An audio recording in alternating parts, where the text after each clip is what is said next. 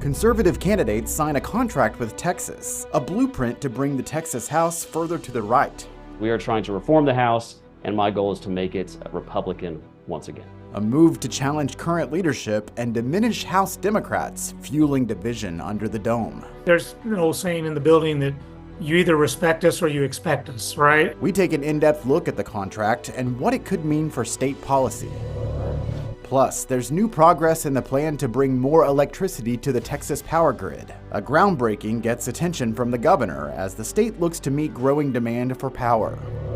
And a new study shows people in charge of our elections are quitting their jobs. If you really want to have secure and accessible elections, you need to provide election officials the resources they need to do it well. The results show voter behavior may be contributing to the problem. We dig into the report and possible solutions. Produced from the Capitol in Austin and airing statewide, this is the award-winning State of Texas.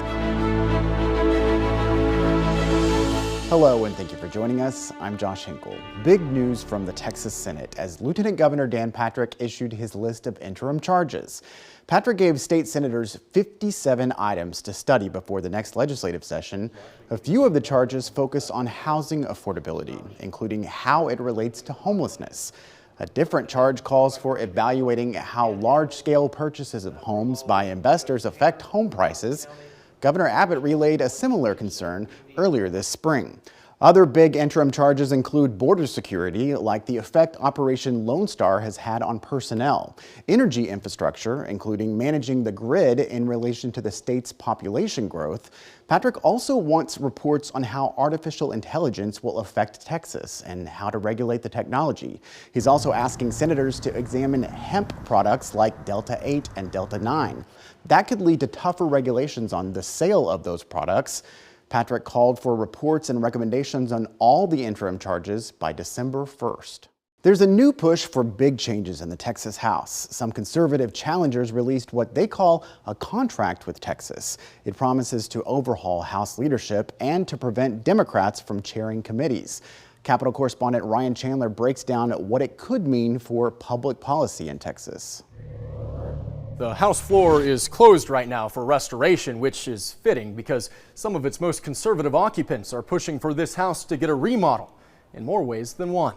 Texans are fundamentally annoyed, frustrated, disappointed with the obstruction, the dysfunction within the Texas House. Some of the most conservative candidates and lawmakers pledging big change in the Texas House. That's why I think you saw an absolute earthquake of primary successes of conservative Republican challengers just defeating all over the state. The contract with Texas vows to remove all Democrats from committee chairs, put term limits on the Speaker, and consider all Republican bills before any Democratic ones. This may all sound like inside baseball, I know, but if the tenets of this contract are accepted under a new Speaker, it could lead to sweeping policy changes statewide. Fundamentally, the border security bill, The ban on taxpayer-funded lobbying, the ownership of real estate in the state of Texas by China. the Texas Title 42 Act, the Border Protection Unit Act. We were unable to pass school choice. A lot of things left on the to-do list. That is, if Democrats don't step in the way. You either respect us or you expect us. See, some votes on the big bills require 100 votes, not a simple majority. Republicans only have 86. The Democratic leader says if you sideline them,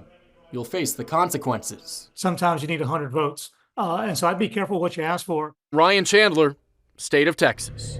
We want to dig deeper into the potential impact of the contract with Texas. You heard a little from State Representative Brian Harrison, a Republican who signed the contract. Ryan spoke in depth with Harrison about why he believes the House needs to change its leadership and the way it does business. Not a lot of Texans follow the Texas House very closely. So just explain the problems that you've seen in your sessions in the House and the types of changes that you think are needed.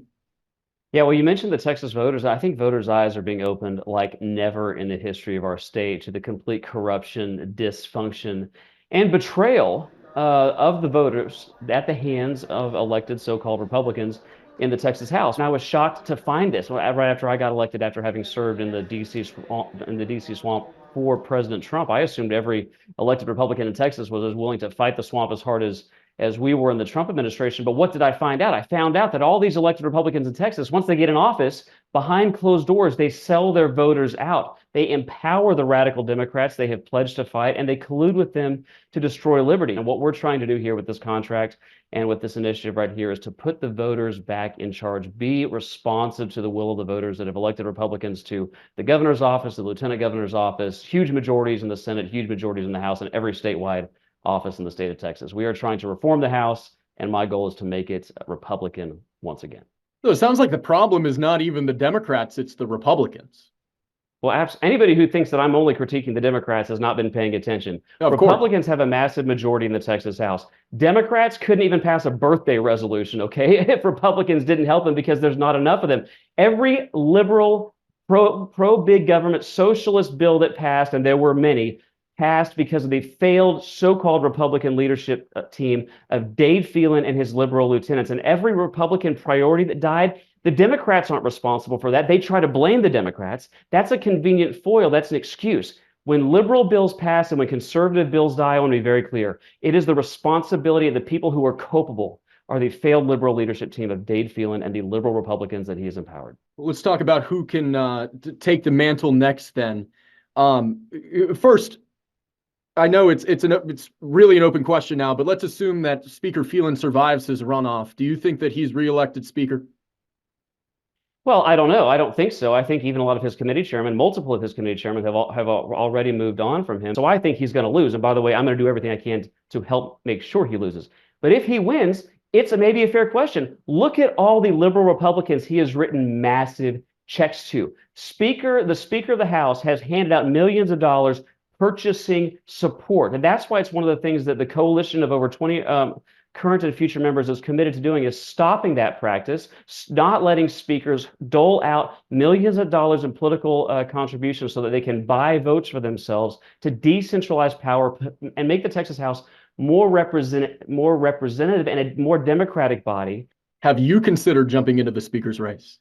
Like I told you, there's a long way to go. I will tell you, people are asking me to do that, but as far as I'm concerned, I am focused on reforming the Texas House so that who the individual speaker is less important than it is today, which is right now it's basically run like a dictatorship. We need to decentralize power and put power back in the hands of the voters of the great state of Texas, who we're all honored to serve. The Conservatives' contract aims to further reduce the influence of Democrats in the Texas House, so it's no surprise that the chair of the House Democratic Caucus opposes the idea. But he told us the reasons go beyond basic party politics. I have a spoiler alert for the representatives who have signed their names to this contract. I mean, going back to the days of Sam Houston, there have always been participants from both parties or from multiple parties at the leadership table. That is the process of the Texas House. It's a deliberative body. And if those representatives don't like it, I'm sure they can find a vacancy in Congress. They can fly to Washington and go work up there, because that's where divisiveness and that's where all of this hyper-partisan rhetoric, that's where it actually fits, in Washington, not in Austin. If, let's say, Speaker Phelan loses his runoff, just for the sake of argument, and a speaker is elected that supports this contract, how should Democrats respond if they lose their committee chairs? I mean, I tell you what, I mean, my job as caucus chair is to stay in touch with the members. I have not come across a single member who's willing to support anybody who's campaigning on the premise that Democrats will have no say, no voice in the Texas House. So what I will say is that when it comes to electing a presiding officer in the Texas House, there is one rule and one rule only, and that is who can get to 76 first. History is demonstrated that it's those folks who are counting numbers on both sides of the fence, both sides of the aisle. That's the way it's always worked. And so if you want some cheap advice from the peanut gallery, I think that is a recipe for success. The other consideration here is that for a lot of the biggest things the legislature does, Republicans don't have the votes to do it alone, right? Any 2/3 majority requirement. Do you see that as potential leverage that Democrats could have? I think anybody who has observed the inner workings of the legislature recognize that it takes both parties with a pragmatic vision to come together to work on some of the best solutions that we have. We already have a Senate chamber where one party and frankly one person seems to be in control of the entire building. That doesn't seem to work very well. The Texas House has become the deliberative body, the adults in the room. And when you have adults in the room, you're going to have a variety of perspective. And when you have that perspective, you are sometimes doing the best work you can. When you walk into a legislature and you're trying to sideline 64 and what could be a larger number of Democrats on day one, yeah, it's going to be pretty hard to get things done, especially on those tough votes that you need 100 to get anything done. And that's even taking a vote to go home for the weekend. Sometimes you need 100 votes. And so I'd be careful what you ask for, because you might find out that this is not, these aren't the rose-colored glasses you're looking through, and all of a sudden things are a lot different. There's much more to dig into about the conservative contract and the potential fallout. You can read more about the contract and watch our full interviews with some of the key players in this issue. Just look for the link on our website in this week's State of Texas story. What is happening here is actually part of an intense effort by the state to add more power to the grid. Bipartisan legislation boosts the effort to bring more power to the Texas grid, and there could be more help coming from the Capitol. Accusations of bullying lead to a lawsuit against a Texas school district. We look closer at the case that led a family to leave their home and what comes next.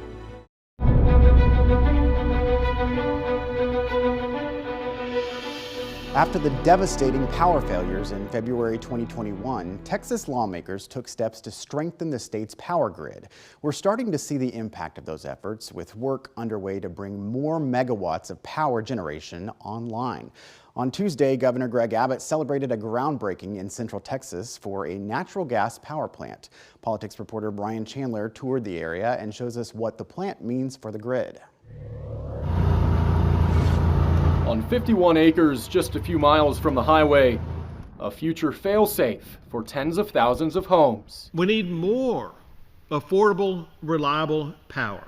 And that's why plants like these here in Central Texas are so incredibly important. Governor Abbott breaking ground with a bipartisan group of lawmakers on a new plant designed to flip on and off only when needed. That is an extraordinary benefit to the Texas power grid. Now, this plant is right outside of San Marcos, and if you've ever driven down that stretch of I-35, you know that this area is booming in population.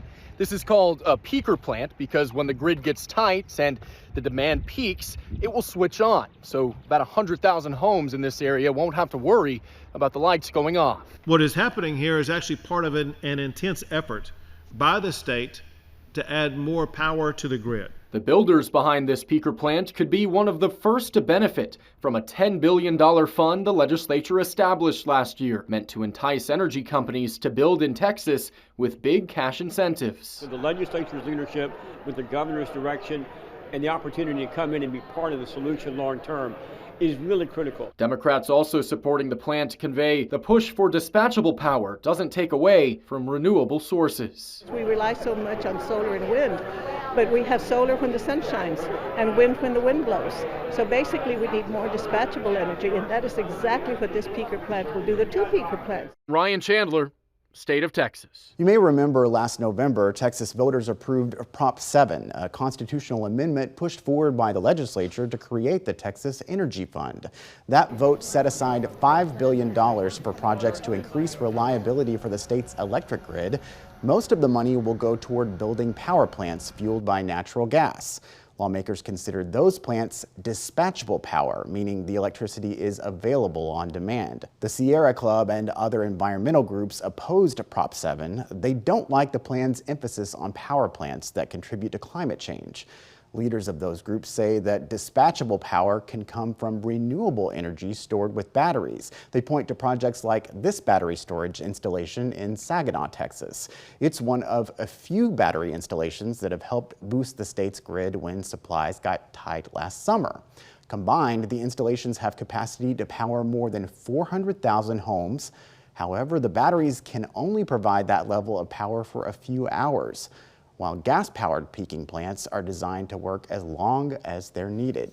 Last September, the U.S. Energy Department announced a $325 million investment to help develop longer-lasting batteries.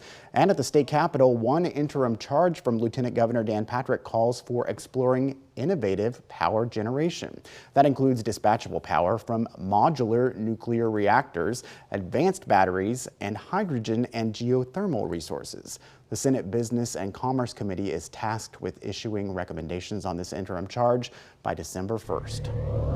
A family claims football players put peanuts in their son's locker, despite knowing he had a life-threatening allergy. Now they're taking the school district to court and citing a federal law meant to stop discrimination. A new study raises concerns about workers essential to our election system. The problem, they're quitting. These administrators are doing a desperately needed job. We need competence and continuity in this work. Some of the problem is blamed on voters themselves. We dig into the study and the search for solutions.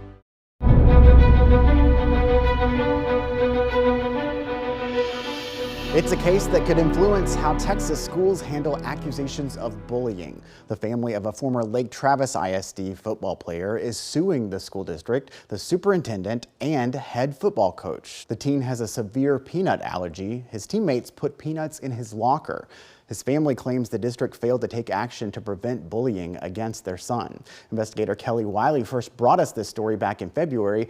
Kelly, now that we have a lawsuit, what does it reveal? Well, there are some new developments in it. The lawsuit shares the football player's family sold their home and transferred the student to a new school to escape harassment. His family is now demanding the district change its policies and pay them $1.5 million in damages.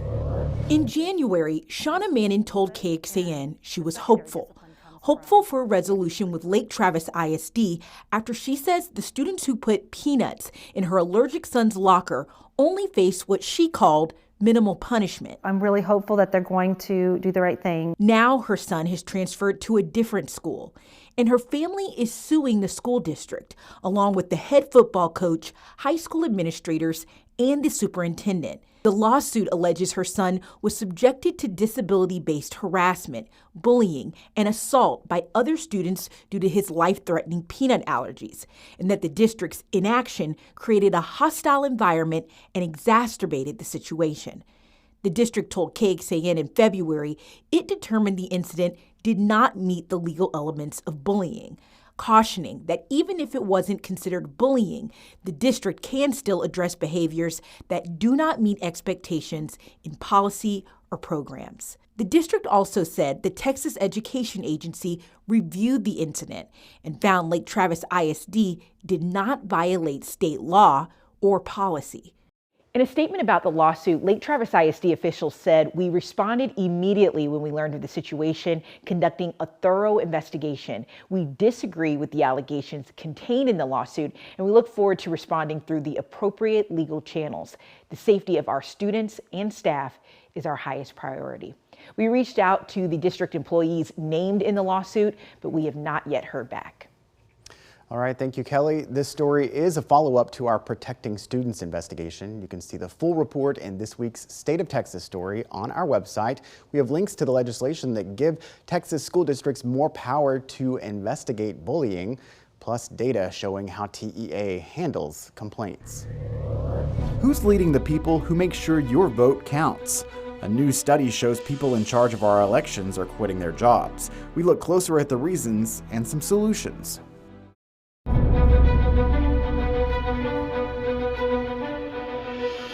We depend on election workers to make sure your vote counts, but a new study shows that nearly half of Texas election administrators leave their jobs after each presidential cycle. That study highlights the need for experienced and effective election workers. Our Capitol correspondent Monica Madden explores the problem and the effort to find solutions. They're the backbone of elections and central for our democracy.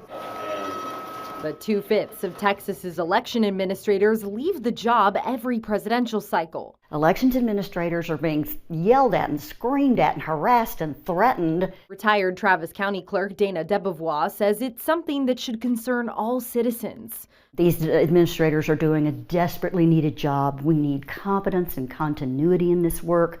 The report cites chronic low pay, increased workload from new election integrity laws, and escalating threats from the public. You have the right to get your questions answered and to have full disclosure of everything that's going on.